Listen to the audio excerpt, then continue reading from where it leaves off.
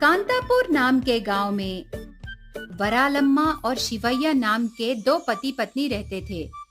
उनका इकलौता बेटा बालराजू था। बालू को अस्वच्छ परिवेश और अस्वच्छ लोग बिल्कुल पसंद नहीं आते थे।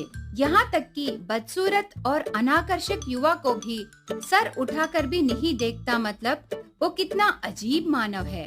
बेचारी इतने सालों से बहुत कष्ट सहकर उसका पालन पोषण करके बड़ा करती है वरालम्मा। अभी बालू को शादी का उम्र आता है। पिछले 3 सालों से उसके लिए बहुत सारे रिश्ते देख रहे थे, फिर भी हर एक लड़की में किसी न किसी कमी दिखाकर हर एक रिश्ते को खराब कर रहा था। आखिर में पास गांव से आए एक रिश्ते के बारे में वरालम्मा उसका बेटा बालू से ऐसे कहने लगी।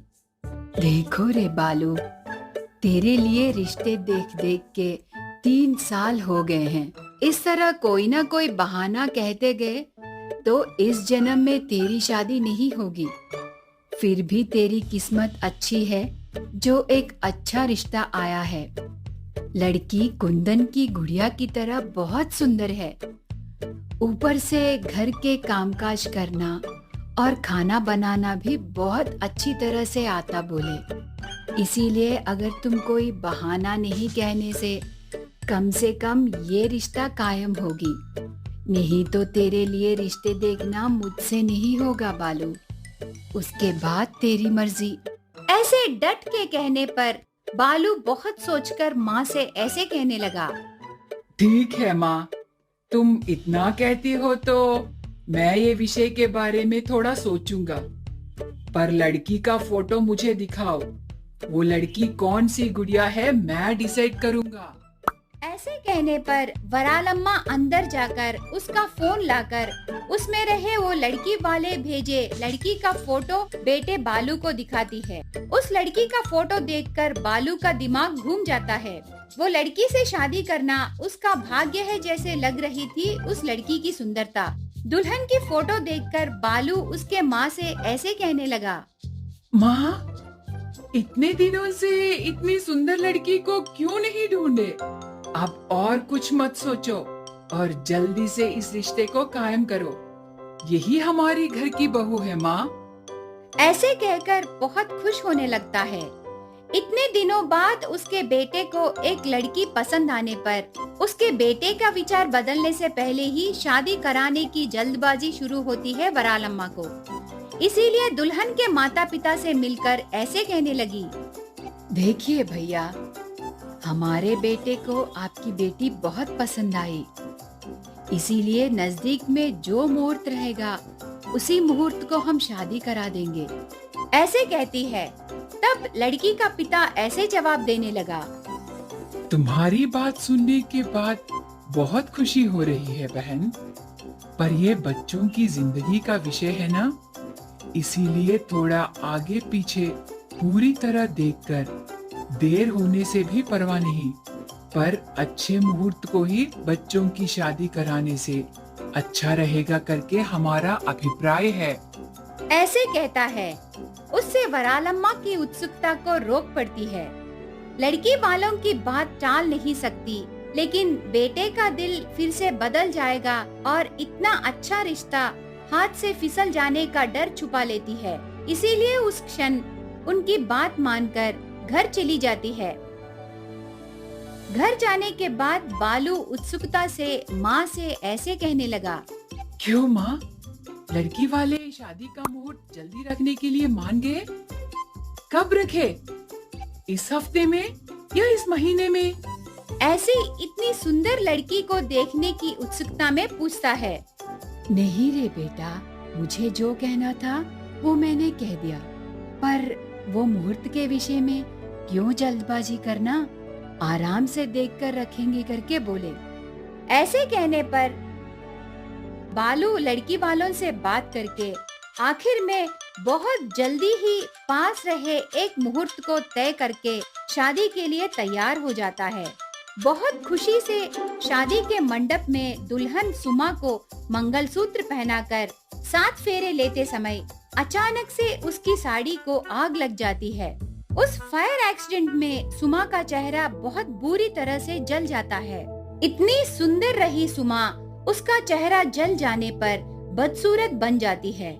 उससे वो उसे नहीं चाहिए और तालाक दे दूंगा करके जिद किए बैठे बालू को माँ ऐसे समझाने लगी। देखो बालू, जब तक लड़की के गले में मंगलसूत्र नहीं पहनाते तब तक वो हमारी बात जरूर सुनते, पर अभी शादी हो गई है, वो हमारे घर की बहू बन गई। अब तुम्हें उसके साथ जिंदगी जीना पड़ेगा, नहीं तो सबके सामने हम दोषी हो जाएंगे।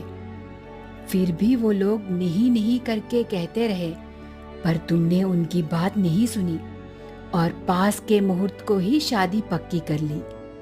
ऐसे करने से ऐसे ही होगा बेटा, इसीलिए कहते हैं बड़ों के कहे अच्छी बातें सुननी चाहिए। ऐसे माँ की बातों को मानने के सिवा और कोई रास्ता नहीं रहता बालू को। इसीलिए उसे नापसंद होने पर भी उसकी बदसूरत पत्नी सुमा को परिवार बसाने घर ले आना पड़ा। थोड़े दिनों बाद सुमा को जलन के चोट ठीक हो जाने पर भी उस चोट से हुए धब्बों के कारण सुमा बदसूरत दिखाई देने लगती है।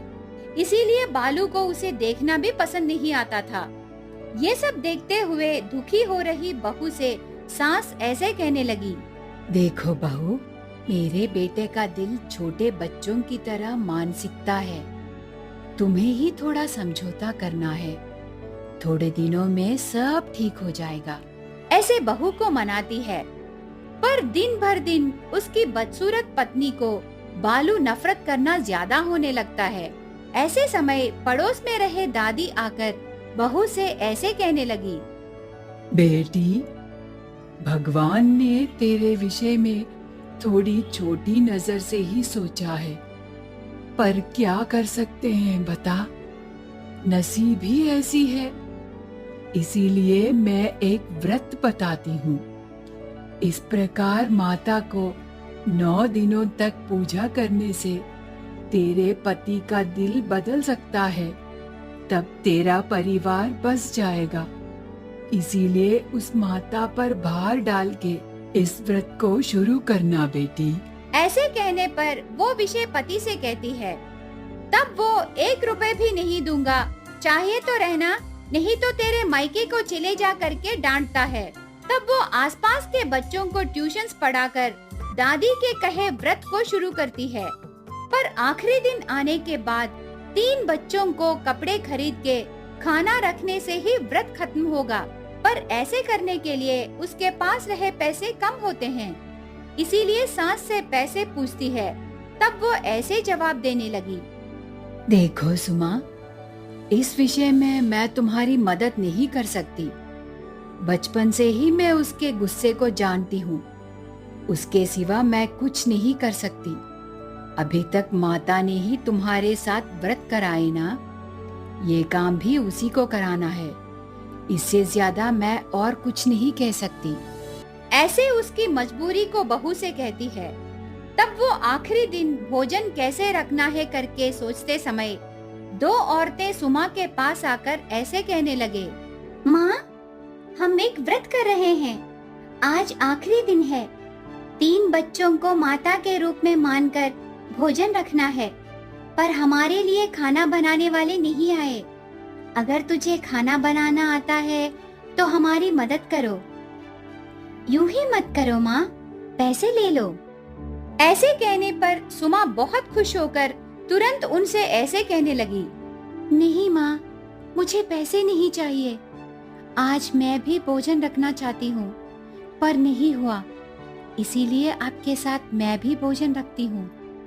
ऐसे बोलने पर दोनों औरतें मान जाते हैं। बस सुमा खुश होकर तरह तरह के व्यंजन तैयार करती है। वो दोनों औरतों के साथ 3 बच्चों को भोजन के लिए बुलाकर उनको पेट भर खाना खिलाती है। ये सब काम पूरा होने के बाद पीछे मुड़कर देखने पर उतना मदद किए वे दोनों औरतें दिखाई नहीं देते। तब सुमा उन बच्चों से ऐसे पूछने लगी, बच्चों, इससे पहले मेरे साथ आए 2 आंटियां कहाँ गए हैं? क्या तुमने देखा है? ऐसे पूछती है।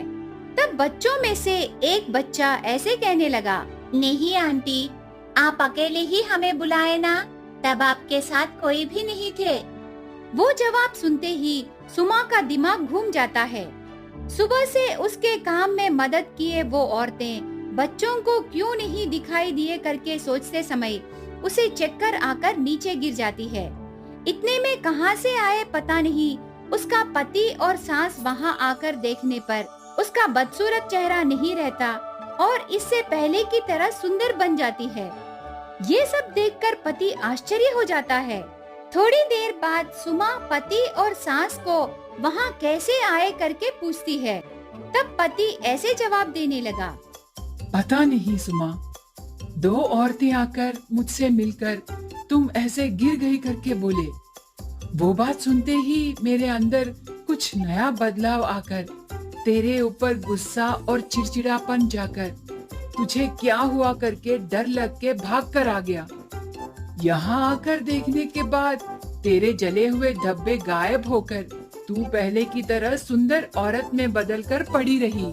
ऐसे कहता है।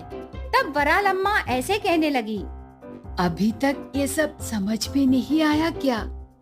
सुमा के लिए माताएं ही नीचे आकर ये सब किए हैं बेटा। आज मेरी बहू के वजह से माताओं को हमने देखा है। ये भाग्य पूरा हमारा सुमा का ही है बेटा। ऐसे बहू की बहुत तारीफ करती है। उसके बाद वे दोनों माँ बेटे उनके गलतियों के लिए सुमा से माफी मांगकर उसके साथ मिलकर घर जाते हैं। उसके बाद सब मिलकर खुशी से जीने लगे। इस प्रकार उसके बदसूरत भक्त के लिए खुद माता ही नीचे उतरकर आती है